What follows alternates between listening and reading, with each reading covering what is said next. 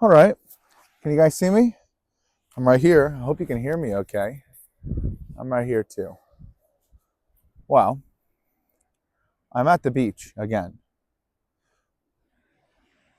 The water is kind of coming up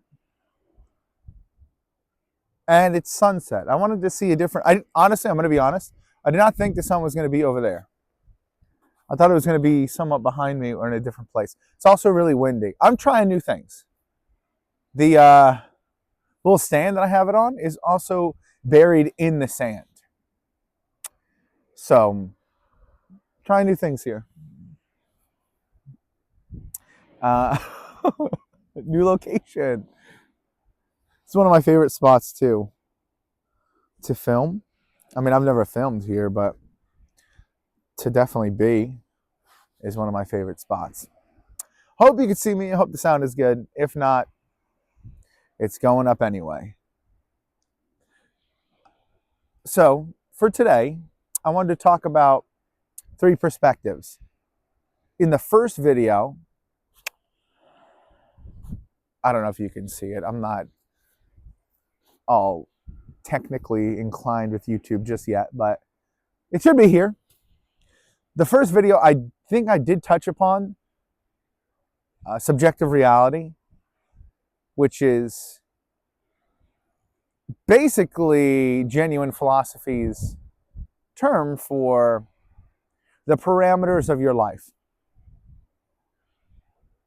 If the image is shaking, it's because it's windy. I hope it doesn't fall over. Like I said, I buried it, so we'll see. If not, my phone's going to get a face full of sand. And then we'll have to cut. Or we'll just do it all over again. Regardless of all that, today, like I said, I'm here to talk about the 3 perspectives that will go into what genuine philosophy is all about. It first starts with subjective reality. Now, you can look at what subjective reality is from a lot of different perspectives and standpoints and viewpoints and blah, blah, blah, blah, blah. But at least from a genuine philosophy standpoint, subjective reality is what is real to you from your perspective, what you acknowledge, what you see, what you believe, what you feel. And I will just say that it can be anything. Again, going to whatever you believe in is true for you, that's right along with it. Your subjective reality, I think I've touched upon it before, your subjective reality is built in the foundation of your objective perspective, your belief system. That is basically what borders your subjective reality. So if you believe that life ends in death, then life ends in death for you, and that is your border of your subjective reality. If you believe that it goes beyond that, whatever knowledge or whatever you believe in that specific aspect, that is where your subjective reality ends or begins, whatever you adopt into that. Now, I'm going to try my best to explain it from my own perspective, but it might be a little bit of a difficult journey. Can you see all the sand coming off? It's like a sandstorm over here. Or maybe, I'm not sure. I don't know about the lighting and everything, so hey, we're on this journey together, so buckle up. So in regards to subjective reality, I can talk about it from my own perspective. It might be the easiest way that I can describe it. I like to build my philosophy for my own. What that is I have to acknowledge what my belief systems are. I'm pretty sure I've spoken before that there was a moment in my life, it's got to be like 6 years now, that I used to believe that I didn't deserve happiness. Which right now is insane to think about, because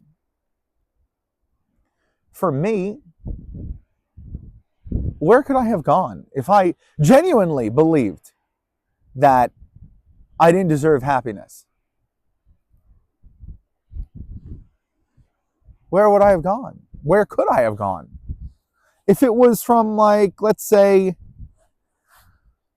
I wanted to go to an amusement park, and my belief was I didn't deserve happiness. How was I supposed to be happy at an amusement park? You can look at it and be like, well, you can still be happy at an amusement park and still have that belief within it. Yeah, it could. It definitely could. And that might be a little bit more philosophy that we're trying to get into today. At least those depths in that belief system and what do you value and blah, blah, blah, blah, blah. But in terms of this argument, if I walk around my life, I want to tell you all so much because there's even more that I haven't spoken about yet that I want to speak about. But I can't talk about it now because I have to talk about that too. Oh, that'll be next week. But regardless, in terms of happiness, I had a belief system, or I had a belief that I didn't deserve happiness. And if I went to an amusement park, yeah, I could be happy and going on rides and stuff, eating cotton candy, having a good time. But it wouldn't be as good as if I believed I deserved happiness, or if I didn't have a belief on deserving or not deserving happiness. Because that could be what some people call a limiting belief, which is true.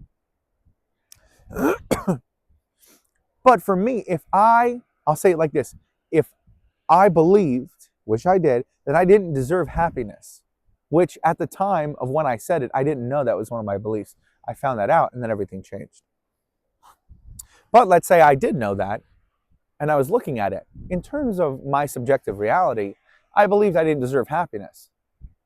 So when I reflected upon an amusement park or the movies or anything I enjoyed, I could have looked at it from the lens of, I did feel happy, but I didn't deserve it, which is really negative, I would say.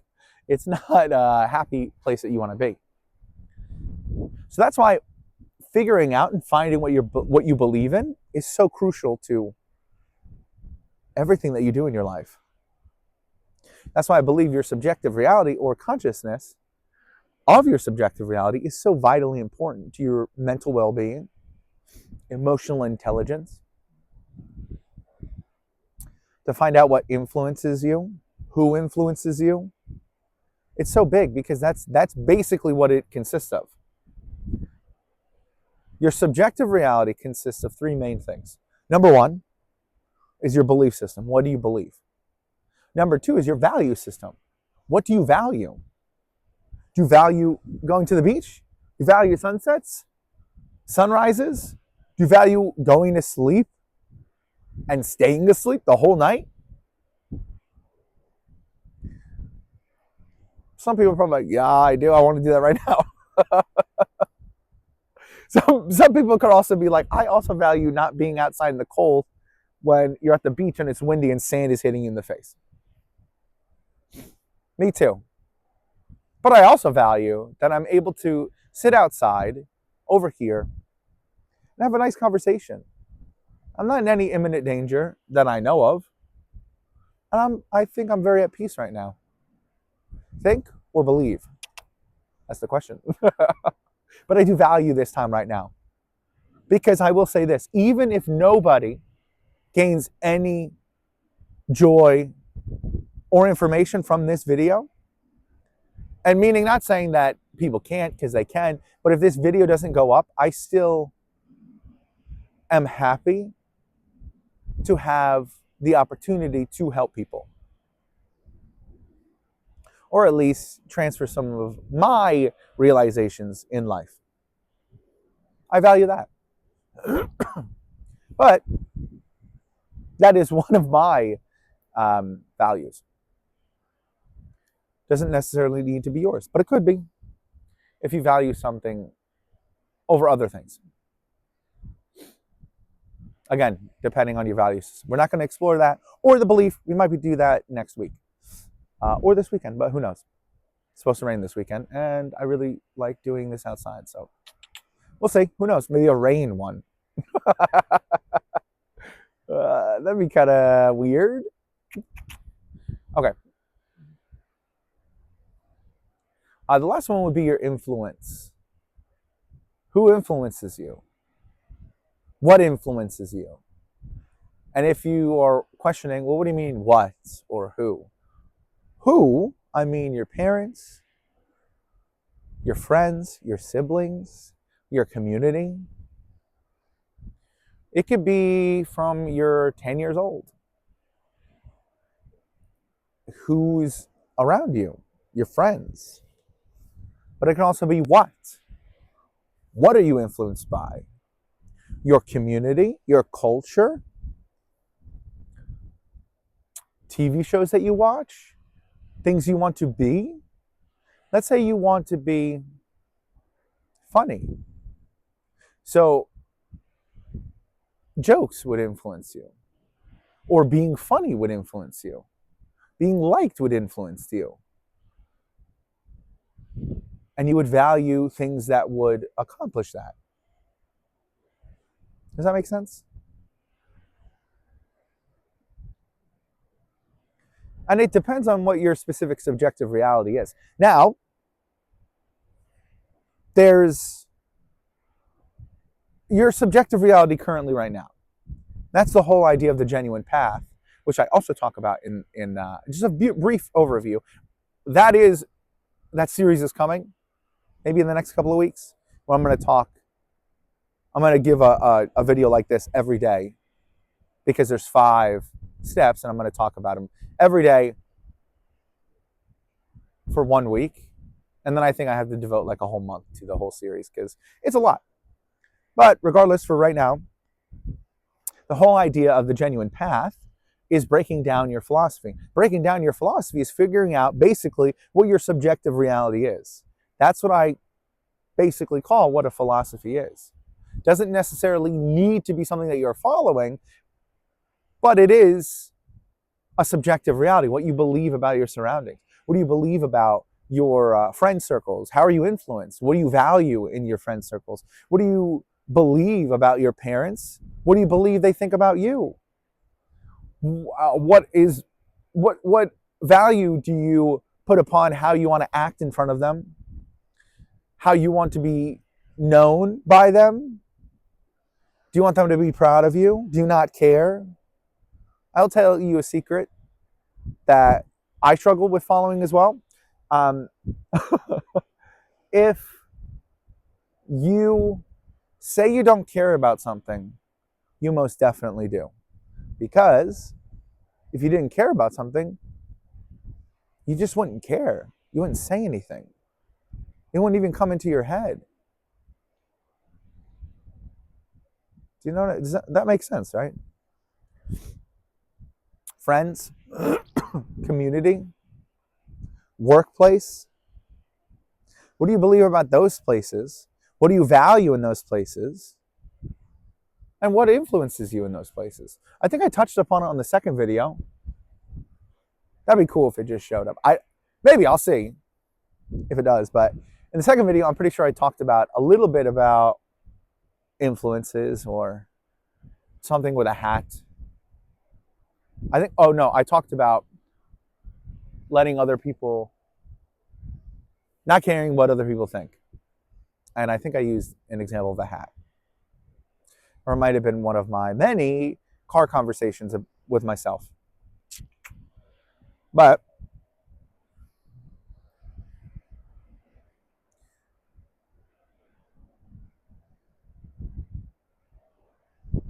I lost my train of thought.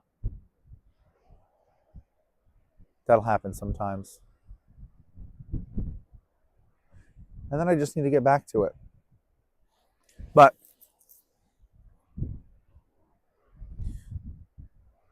influence. I'm trying to get back to it. Whatever. 3 main things of your subjective reality. Number 1 is your belief system. Number 2 is your value system. Number 3 is your influence system, chart, pattern. I don't know what to call it, but It could be your influence system. Because here's the one thing, if you're not conscious of any of those things, then it's kind of weird. Because it's as if you're just navigating through life.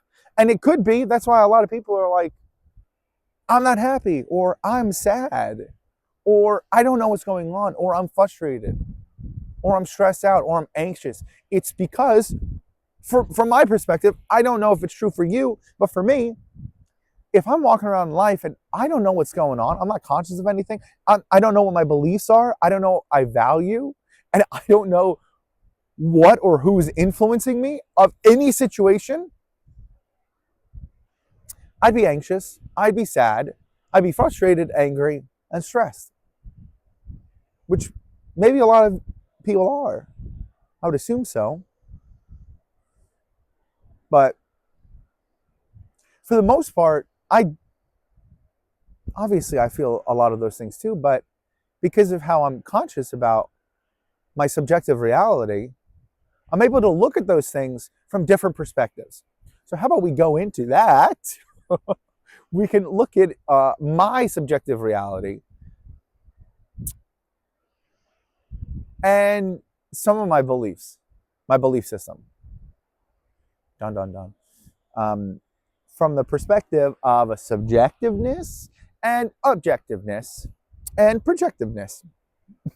I really don't know if those are all words, but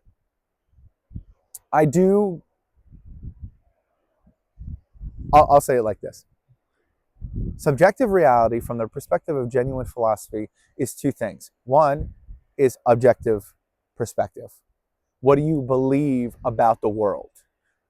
Subjective perspective is what do you believe from your perspective of that world. That has to align with objective perspective. I think one of the things I've talked about extensively is about, not too super extensively, but about with happiness. If you believe that happiness is doing things that you want, that is an objective perspective. I believe that happiness for everyone is doing things you want to do. But for me, it would be petting a dog.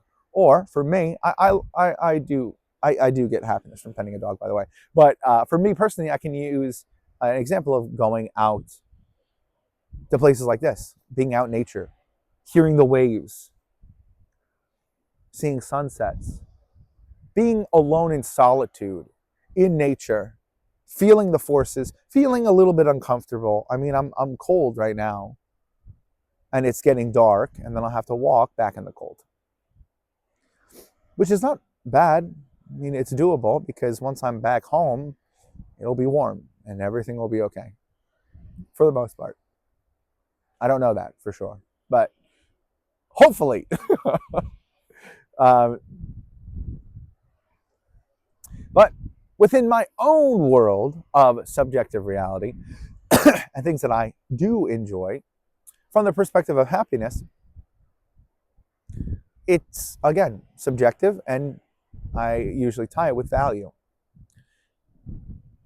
But if we're trying to figure out what my subjective reality is in reference to something like happiness, what if something happens that I don't enjoy? So let's say from an objective, we're just going to stay on the topic of happiness, objectively doing things that you want. Well, what if something happens that I don't want? How am I going to stay happy? Well, it's not just a perspective of staying happy, because you don't need to stay happy to be sad. Does that make sense? Did I say that right? Maybe I'll try it again. You don't need to particularly be happy to be sad. Not to be happy to be sad. Let me say this. Just because I might not be particularly happy doesn't mean that I am sad. So, for example, if I'm out here and it starts raining, which I really don't think that it will, because there's no clouds in the sky, but you never know. Did you hear that crack? If I am here and it starts to rain, or a wave comes over it starts coming up and I start getting wet, even though it's starting to become low tide, which is cool. It's my favorite time when it gets low tide. You can walk all the way out here.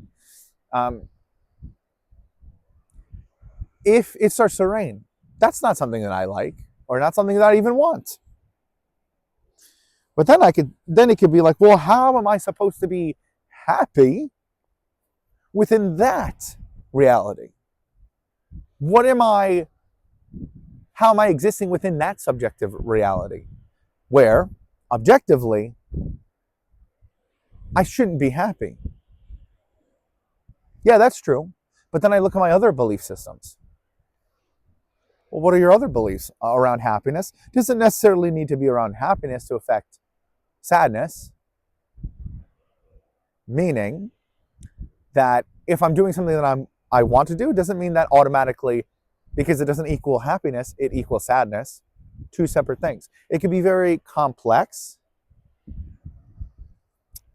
The whole idea is to become more aware of what your belief system is. So, for mine, in the instance, what is right now is objectively, I believe happiness is doing things that I want to do. Subjectively, in terms of happiness, I want to be out in nature. I want to be at the beach at a sunset by myself talking, thinking about philosophy. Makes me happy. If it starts to rain, all of those things could be true, but there's a priority list within it. So you would assume that, number one, a checkoff would be if you are comfortable physically. Meaning, I don't need to go to the bathroom, I'm not super cold, I'm not super hungry, thirsty, or anything like that. Okay, I do have my water. I'm perfectly fine. I ate before I got here. I do have water. I am a little bit thirsty, but I'm okay for right now. I am cold, but it's manageable. And I am dry. If I was not dry and it was started to rain, one or two things obviously would go through my head. One would be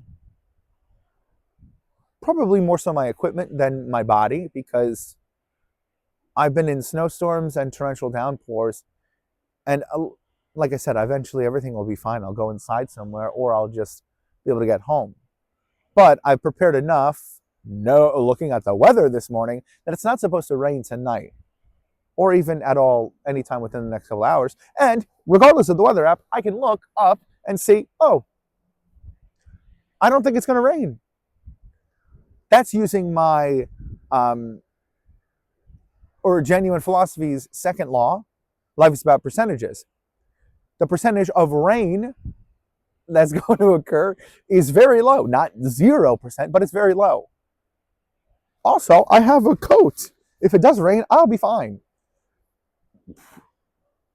But let's say it does. If it does rain and I do get very wet, I'm going to look at it from the perspective of, yeah, it's not ideal,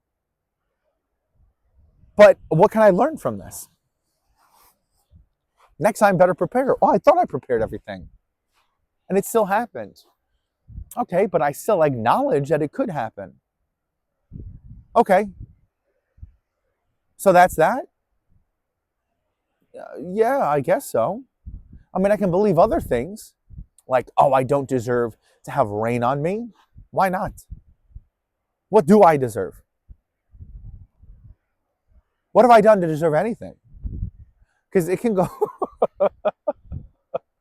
This is... I am going to go into... And trust me, I'm trying to stay within my own subjective reality, but my subjective reality is pretty expansive in certain areas.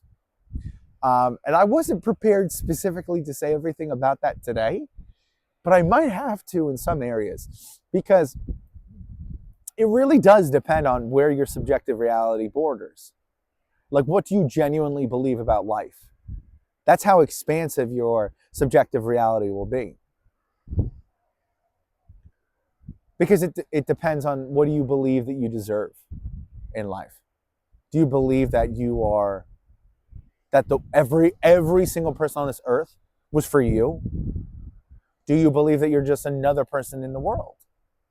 Do you believe that you're someone special, but you're still just another person in the world, and you have yet to get there? You have to grow into that person. Or do you believe that you were born that person? Do you believe that you are someone great because you were born rich? Do you believe that you are someone on the same par as a peasant because you were born poor or not so wealthy? Do you put yourself down mentally, or do you give value to other people putting yourself down? Because here's the single thing I would probably say within subjective reality isn't your belief system, it's your value system. I would say that that's probably the most valuable. Wah, wah. It's your value system. I didn't mean for it to be like that. It just happened to be like that. So cool and funny. But honestly, I think it's your value system, because your value system is where the truth lies. Maybe say, well, what are you talking about? He said they're beliefs. Yeah, they could be beliefs without any doubt, but they can change like that. Like, well, what are you talking about? Well, it's the age-old thing. It's like if you were to pick yourself or somebody else to survive, what would you do? Well, if it was me and a stranger, not saying from my perspective, but for anybody else, if it was me and a stranger, it would be me. I don't know that person. Who cares? That might be you. Somebody else might be like, I don't deserve to live. They do. Why? Do you know who that person is? No. What if they're really bad? They just got out of jail. Well, I don't know. I just, you see how it can, that's ethics. But it's about beliefs. What do you believe? Specifically, do you believe you're someone worthy? Do you believe you're somebody not? What do you believe about yourself? What do you believe about the world? Do you believe that the world is able to be the best that it can be with you in it, with your participation? Or do you think that you're just a standby person? Do you believe that the world is good? Genuinely, everybody around you is good, but they just have decisions that might not be able to be so good. They're not able to be so good in those specific situations. Do you believe the world is out to get you? Do you believe the world is evil and good isn't prevailing? Do you believe that there's a lot of negativity surrounding you in your environment, in your community, in the town, the city, the place that you grew up in? Do you believe that you are a miracle? It's kind of funny because when we're talking about this, we're literally talking about all of existence for you as an individual. That's really what subjective reality is. It's as if I don't know if you like video games, or have you ever played like The Sims? It's as if you are that. Let's just say this. You are at your computer or gaming console, and you are about to play the game Sims. And you can be very knowledgeable about that game. That is your world. Everything you know about that game and what you like to do in that game is what's real for you in your life. All the knowledge that you have about the world or that game is what exists. You could do anything. You can have that person do anything. I'm not saying like you could do anything that you want to do. I'm saying that all of reality exists from the perspective of playing The Sims. All of reality exists for what you're able to do in that game from your knowledge. It'd be like, well, you can only do a certain amount of things. Yeah, but what if you are able to start learning how to code and you expand on the game? There's people that create mods to games. What if you can create a mod to that game and expand that game? Didn't think about that, did you? Or maybe you did. Maybe you are a modder. But why can't you mod your own life? That's basically what we're doing, but that's more of like adding on to it. What about if you just refine it? Or make it what you want? You could do whatever you specifically want. The whole idea is figuring out what your world is. That's number one. Where are you? What are you doing? What do you love? What do you hate? What are you okay with? What are you not okay with? I'm not saying you have to think about every single little thing, but you can, because that's what is your subjective reality. And I will say this, you as an individual, you have a unique philosophy of life. No single person has the same experiences that you have, ever. Not even a twin. And I'll say it like this. One of the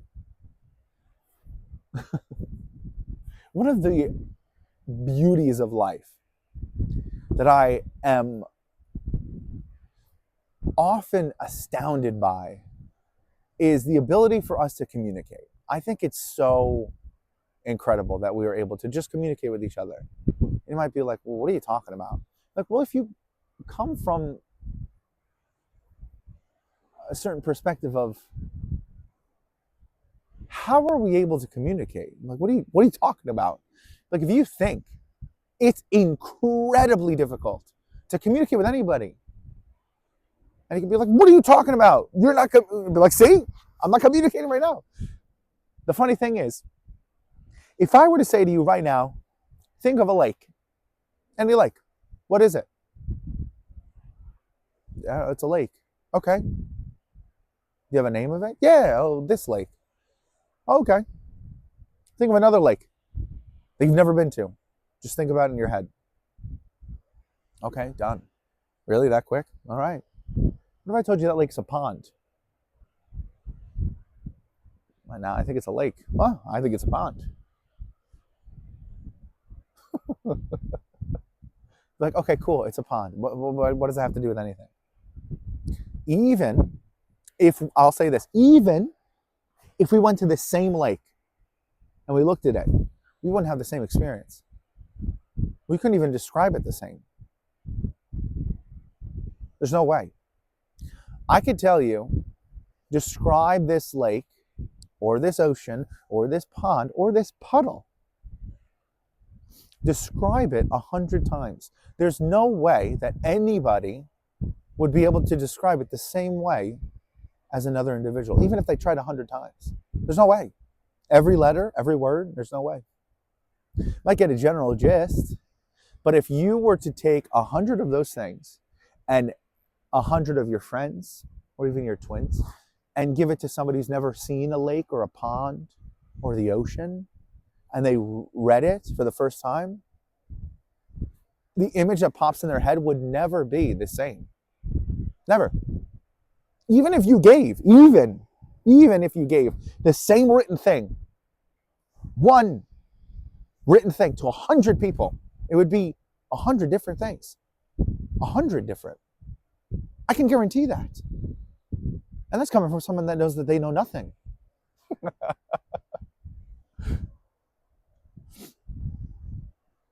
So to me, it's almost insane to think about how two people can communicate, let alone multiple people. When I talk about these certain aspects of philosophy, some people are watching this going, how am I listening for this long? This is still on? Let me click off of this. What is this? Or someone walks in a room, what are you watching? What are you listening to? What is this? It's nothing. Turn it off. No. No, but honestly, it's so insane to me how people can communicate with each other, because it's like, how can you understand what I'm saying? About anything, about love, about hurt, about pain. If I'm going to explain to you or talk to you about something that hurt me, physically, emotionally, mentally, in a relationship, in trauma-based, there's no way that you would be able to understand fundamentally what I experience or what I mean. Because two things. Number one is I might not even be able to explain it to myself, let alone understand it. I have to relive it. That is if I remember everything. If I'm conscious of it all. And then I have to explain it to you and do it. If I explain anything from my own perspective, from a place of hurt, anxiety, stress, anger, sadness, even happiness, if I'm supposed to explain it to you, I have to think about, even an individual, I have to think, that could be even my best friend, I have to think about it from a perspective of how are you going to react? How are you going to receive it? Are you paying attention? What is your mindset? How am I supposed to explain anything to anybody? Genuinely. That's what I think is probably one of the big disconnect in the world today is communication. I mean, that's obvious, but how can anybody talk to anybody ever?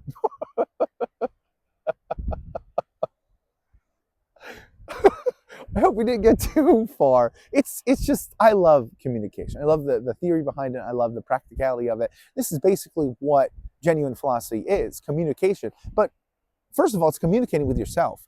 Find your subjective reality within yourself before you really jump and dive down deep into it. But it depends on if you want to. That's the whole thing. Do you want to find your borders where your objective reality is? What your belief system is? And how your subjective perspective is based on your objective truth. And I will say this is one of the last things. I could sit here and talk for another hour, but I will say this. It is almost impossible to come up with an objective perspective from a subjective perspective because we are only subjective perspective people. We can talk abstractly of objective concepts that can apply to everybody else, not just us, but it is solely coming from our own experience and our own ability to communicate that. My legs are falling asleep. They are literally asleep right now. But I hope that wasn't all over the place. I will try and summarize right now, subjective reality is the borders of your life. What do you believe in? What do you see? What do you feel? How do you see? How do you feel? Your reflection, your memories. How do you see yourself? Do you lie to yourself? Are you truthful to yourself? Do you want a specific thing you want to believe in about yourself? I haven't spoken about projected perspective a lot within your subjective reality because it's not really part of it, but it also is. So I will say this is the last, I've said that many times before, but we'll see if it actually lasts. Objective perspective is basically, excuse me, within, I'll say it like this. If you are standing in front of a mirror, oh my God, my legs. You're standing in front of a mirror and you're basically trying to look at yourself and try and figure out who you are, how you are, or your perspective on life, or your own philosophy, or your subjective reality. You can look at it from a certain perspective of where you want to be, how you want to be seen, how you want to feel about yourself. And that could more or less be your projected perspective. But a lot of people want that to be their subjective perspective, or rather yet, their objective perspective. Because I'll say it to you like this. It's almost impossible to be able to decipher your objective perspective and subjective perspective unless you are conscious of it. And you might be sitting there being like, what are you talking about, all these different perspectives? I'll say it like this. Objectively, let's say you're not a good friend in the traditional sense of being a friend. Meaning you don't respond to people's texts, you don't check in, you don't call people back. But across the board, on paper, you're not a good friend because you don't do those things. But when you do call somebody, when you do text somebody, when you do see them, you are a really good friend to them. You ask them how they are. You really sit with them. When they get time with you, you are right there, involved genuinely with them. So what that means, and you might be saying, well, that doesn't mean that you're a bad friend. Doesn't need to mean anything. But some people can look at it and be like, that's not being a good friend. You might look at it and be like, well, I am doing what I need to do Doesn't mean I'm not a good friend. Yeah, that doesn't mean that you're not a good friend. But like I said, objectively, it could seem like you're not a good friend, but subjectively, the way that you view it and some other people view it, you are a good friend. Because when you are there, when you are able to commit to that time and that space, which is every part of your right to live your life the way you want to live it, you can be seen as a good friend. So, objectively, you may not be a good friend, but subjectively, you're a great friend. And let me just tell you this, subjectively, from a lot of your other friends, you might be a great friend too. Objectively, you might be kind of a not so good friend in some areas, which is fine. But subjectively, amazing when they have you there. And projected friend or projected idea, a projected perspective, would be that you want to be able to iron out some of those objective not being good as a friend. Objective perspectives, meaning that projectively you want to work on being, well, I want to work on texting people or calling people back. Or how about we weekly have a time where we do that instead of expecting it every couple of days or it's up in the air? Can we set a schedule? Maybe every Saturday we can do a 30-minute call. And then within that 30-minute call, we can schedule out other times where we can talk throughout the week and maybe even a time to get together. How about that? That is throughout the time during that week, then I'll be able to give you my attention. Let me work towards that. But can you also please help me in one of two things? One, I might not be able to do that because in that day, I might be anxious, or I might be sad, or I might be stressed, or I might just genuinely forget. Can you help me by texting me and reminding me? But also, if I don't respond, can you also be okay with not being upset with me if I don't actually commit to that? Because it might be really big for me to be able to do that. And it feels like an obligation. And I also feel upset that I'm not even being a good friend by not doing that. So it's about working towards something. Projected perspective is where you want to be and where you can go. Subjective is about how you feel and how other people can feel when they put things into place. Objective is, well, what does it look like on the surface, basically, rather than all the little pieces being put together. I hope that makes sense. If it doesn't, we'll probably talk again. Thank you. Yeah. I don't know if you can see me or you can't see me. I don't know if this is going to look good. I'm making some upgrades, so things will be looking better. Take a look at some of the other videos that I put up. Comment, subscribe. I'll tell you this series is really just to get a lot of information out. It's probably more for me than it is for you, because I want to have this information put down so then I can get excited about it and then have more knowledge about it while I'm doing it and putting it out there. And I can also reference it. Like, if you want to know what I mean by subjective reality, go and watch the video. If you want to know about what I mean by the 3 laws, go and watch the video. I'll talk to you about it.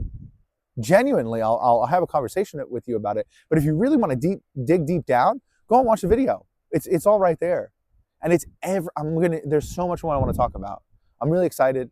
And I'm probably going to just redo a lot of these other videos, but with more visuals. Because I know for me, if I was just watching this like this, there's no way I'd be able to understand a lot of it, because it's like, what did he just say? I get distracted real easily. So I want to see some things and make it and put it in. I also want to be able to make it so it feels good to me to see it like that too. So thank you. If you did see it today, or if you've seen it 5 years from now, or if I'm watching it. Anyway, thank you. Oh my God. Sorry. See you later.